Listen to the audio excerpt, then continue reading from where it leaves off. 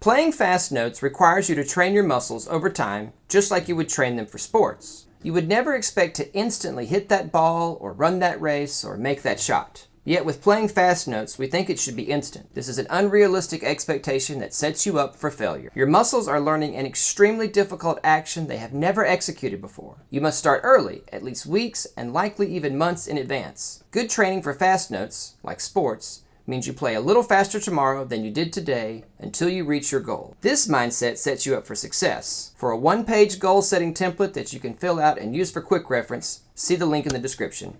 Thanks, and I will see you in the next one.